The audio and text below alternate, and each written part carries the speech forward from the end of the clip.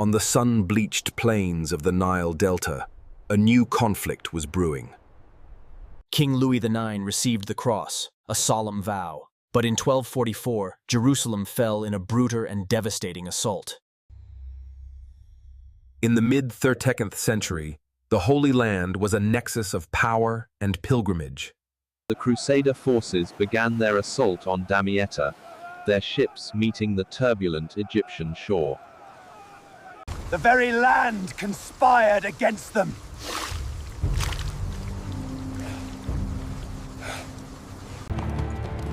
They returned with grim news from the north. A narrow breach in the ancient mud walls of Mansurah. Shadows lurk within. The camera focuses tightly on the chaos within the improvised perimeter.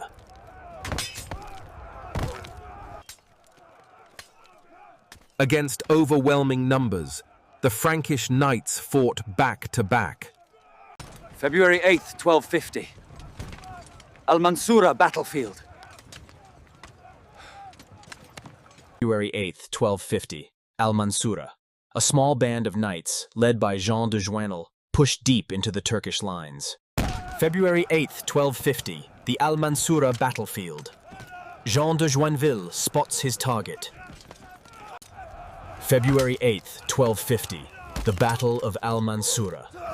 Joinville's lance found its mark. On February 8th, 1250, at the Mansurah battlefield, the groom struck Jean de Joinville with his lance. February 8th, 1250. The battlefield of Mansurah. February 8th, 1250. The Mansurah battlefield. 6,000 Turkish light cavalrymen cut off their escape route. February 8th, 1250. Mansurah. Lord Hugh of Trichetel is overwhelmed. The banner falls into the dust. February 8th, 1250. The Battle of Mansurah. Amidst the chaos, Jean de Joinville saw his lord, Raoul, fall. February 8th, 1250. The Mansurah battlefield.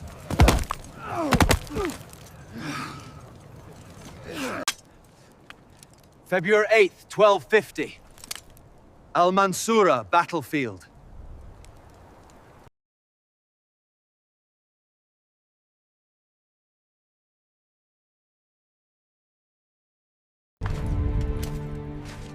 They moved as ghosts across a graveyard.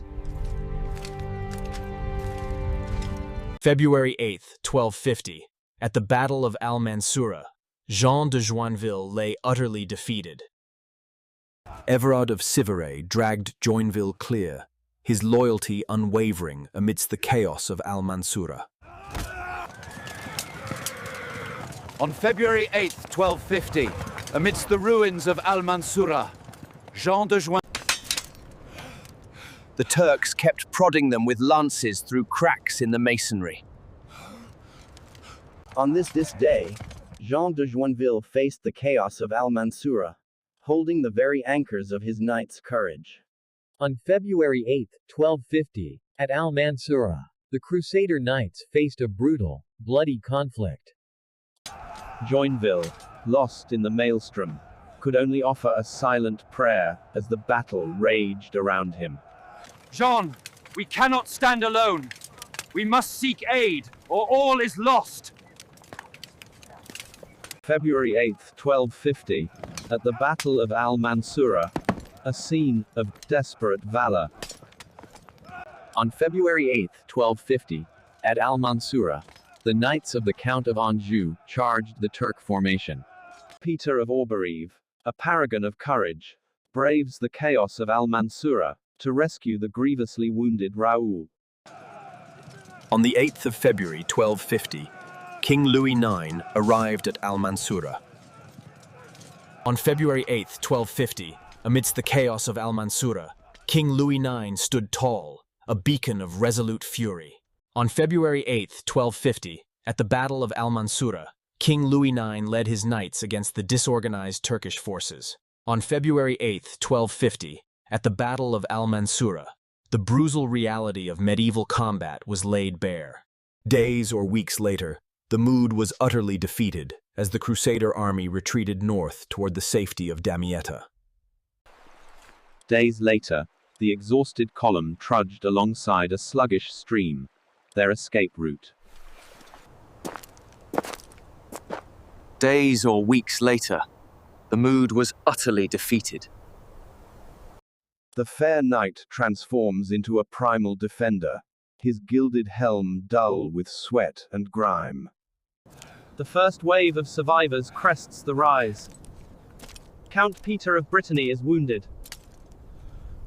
Days or weeks later, Peter of Brittany, wounded and weary, struggled to control his panicked horse.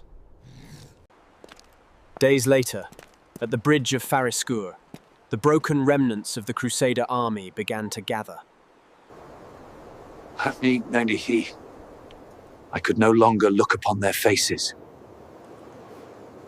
The constable, riding to seek reinforcements, left us with a glimmer of hope. With the bridge a bottleneck, Joinville and his companions formed a desperate triangle, guarding against the inevitable.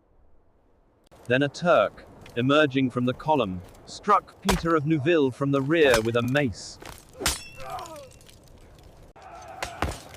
The Turks began pelting the defenders with stones and crude, incendiary devices. One pot struck William of Boon's shield, hissing and smoking. Day or weeks later, Jean de Joinville fashioned a shield from a Saracen's heavy tunic. Days later, the campaign was utterly defeated. They can tell you have been to the land of the infidel. King Louis IX, captured by the Mamluks, was led away, his fate uncertain. The king, captured and starving, was led away in chains, his nobles beside him in defeat. King Louis IX of France.